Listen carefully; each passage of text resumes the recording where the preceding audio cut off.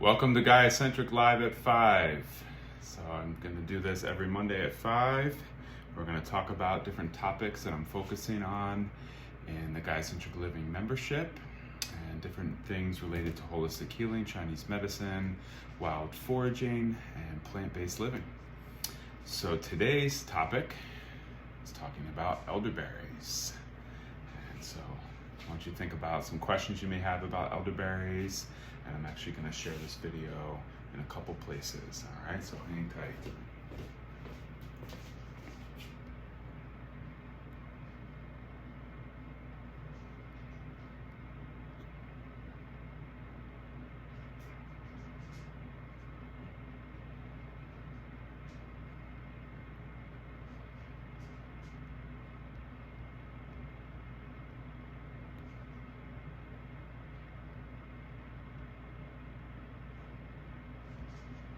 All right, so that's good.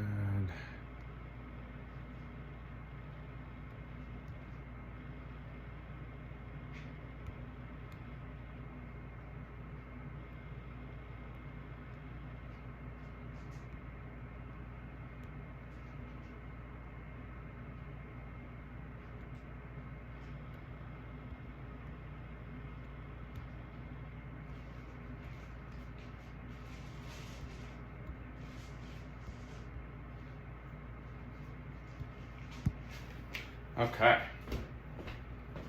All right, I'm back. Hey Heidi, how's it going? So it's officially elderberry season, especially with all this heat this past week in New England. All the berries are starting to ripen. I was gonna go set up outside and show you the tree, but I've done that in some other videos. You can check that out on my Instagram or on my Chi for Healing Facebook page, okay? So this is after you harvest them, okay? So just a little background on elder trees. They are in a bush-like form. They're gray, have a gray bark, and they have a compound leaf, which means they have 5 to 7 leaves, okay, on a stem that are teethed. And in June, around this neck of the woods, they flower, and they have a beautiful white chandelier-like flower that has yellow pollen on it. And after, if you let those be, you can pick the flowers and utilize that as medicine. Only the flowers or the berries can be used as medicine.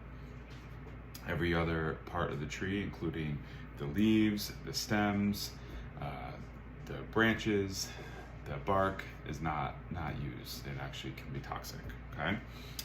But the flowers can be used, and the berries. And they both are an incredible tonic for the immune system. They've been used to help treat colds and flus, help bring down a fever.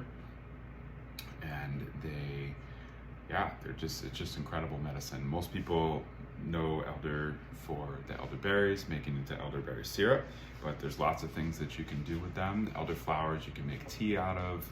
I've heard of people making fritters out of, and different baking recipes out of them.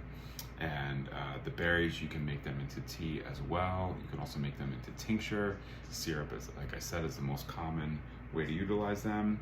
And the thing about the berries that's most important to know is you cannot eat them raw, all right?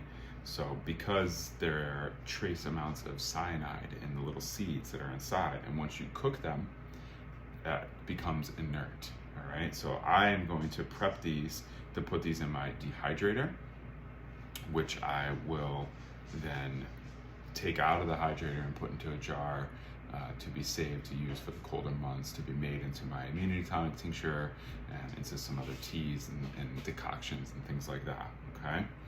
So another key aspect about when you pick the elderberries, okay, as you can see, I just clipped a whole umbel here, okay? That's called an umbel as a plant term, all right? This part here, this way this plant forms, okay? And so what I'm going to do now is I'm going to separate the ripe berries from the unripe berries, okay? So you can see here, okay, Let me get a more proper illustration of some unripe berries. Let's see here. Here we go.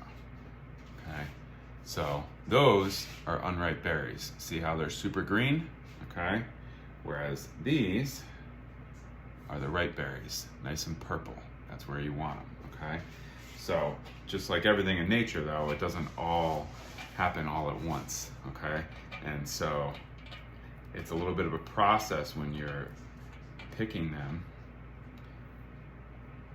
and preparing them to be used for medicine. Okay, so what, if you can see what I'm doing here, I have a little strainer here, okay, and I'm over a sink and I'm gently nudging the berries off of the stem. You try not to get many of even these little parts of the stem here, okay, because that is not good to be used as well. Okay, and then what I'm doing is I'm taking, these are some little green ones. Forgot to set up my bowl. Here we go. So I have a little area. I'm gonna separate and put the green ones. Okay. So this becomes a fun meditation.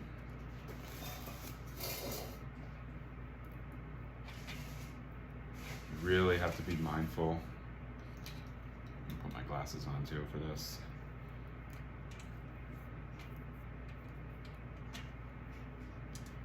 Because you don't want to have any unripe berries. And as you're doing the process, inevitably some are going to fall in, okay? And you just gently pick them out before you put them on the dehydrating trays. That's my preferred method of preserving them. You can try to dry them out in the sun or dry them low on a low heat in the oven, but I prefer to put them in the dehydrator. Or you could just make elderberry syrup right away because you're cooking them, so any of the toxicity is going to become inert that way as well. Okay. So have you all used elderberries before? Elderberry syrup, it's very popular. If so, let me know in the comments. Let me know what you used it for and how long you used it. I generally make an elderberry syrup usually in early fall. I keep it in the fridge. They usually last a few months in the fridge. In my recipe, I like to add cinnamon, some cloves, some ginger. What else do I add? I add some reishi mushrooms. I might add some astragalus root, some turkey tail mushrooms, rose hips. That's usually what I put in the mix. And what you do when you're making an elderberry syrup, you want to do like 1 to 2 cups of dried berries. If it's fresh berries, you definitely want to do at least 2 cups of fresh berries, because the dried berries are going to be a lot smaller, so there's going to be more of them.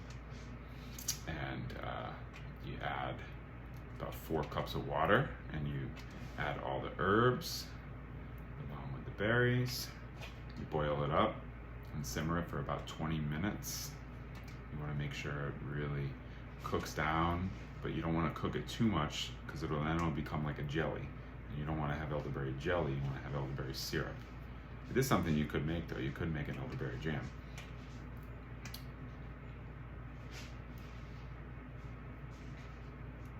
And then what you do is then you strain out the herbs. I like to add honey. That's my favorite sweetener with it, because believe it or not, these are not sweet at all. These have 0 sweetness to them. So you need to have some honey or maple syrup, or you could do some sugar, like some cane sugar or something like that, to make that a sweet syrup. And so once you cook them down and strain them, that is when you add the sweetener. You stir it all up, you put it in a little, usually I have like a pint-sized mason jar or ball jar, put it in the fridge, and then you take about a tablespoon a day for prevention to take in the cold times of the year when the cold and flu season is at its height. which these days is just like all the time. So you could take it as a tonic for prevention, that's for sure. So it's a fun little process. The elderberries grow in abundance. When you find them, they really like the sun, but I often find them near sources of water. But you can find them in fields, and once left wild, they will just take off. So they are definitely a native species. Most of the ones we found around here are Sambucus canadensis or Sambucus nigra. But as long as there's a nice established bush, you can harvest as much as you want. And they really will come back year after year. I go to the same spots year after year. And then I also have a big tree in my yard. One thing that I deal with in my yard is all the animals eating them. Because there's so much medicine in them, animals really like it too. So I actually put these deer repellent things on them so to keep the deer away. Then you have the groundhogs that like to eat it. And finally, once they ripen, once the berries come to fruition, then the birds will eat the berries. So I've done some experimentation with adding nets around them. That's been pretty effective. I find that I only really have to deal with that in my yard. It's like, I guess because they're in the wild and they're surrounded by other things, they don't get to them as much because it's kind of exposed in my yard, the birds just go crazy. I had one year where I didn't get any berries because the birds got them all. The year after that is when I did the netting. And this year my groundhogs ate all the greens on my other elders that I planted. I planted some baby elders. So they had just started to flower too, so I knew I was gonna get berries, and that didn't happen this year. So next year we'll have to come up with a different plan, but it's part of the process when you're working with nature and wild medicine. So that's about it for today. Just wanted to share a little bit about elderberries, talking about elder flowers, elder trees, and overall elder medicine and magic that you can use for yourself. So I highly recommend getting outside and finding these this time of year. Where I am, this is like just the kind of the beginning of the elder season. It's usually like mid to end of July, and it spans, to beginning or middle of August. You have usually a 3-week period where they're ripening at all different times and all different trees and different locations depending on the sun and all different things, depending on how much rain we have and stuff like that. So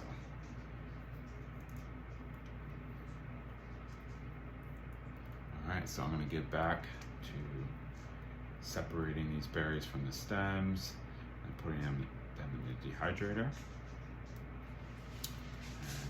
Yeah, if you have any other questions about elderberries or herbal medicine at all, you can send me a direct message.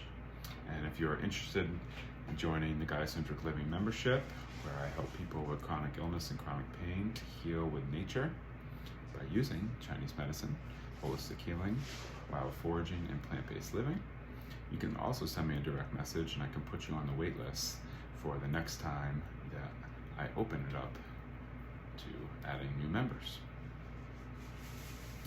But until next time, I will be live again next Monday at 5 o'clock. I think next week I'm gonna talk about some cleanses from Medical Medium, the 369 cleanse, because I'm getting ready to do that myself, and I like to talk about that. I work with a lot of clients through that process as well. So yeah, so that'll be fun. That's what we'll probably talk about next week.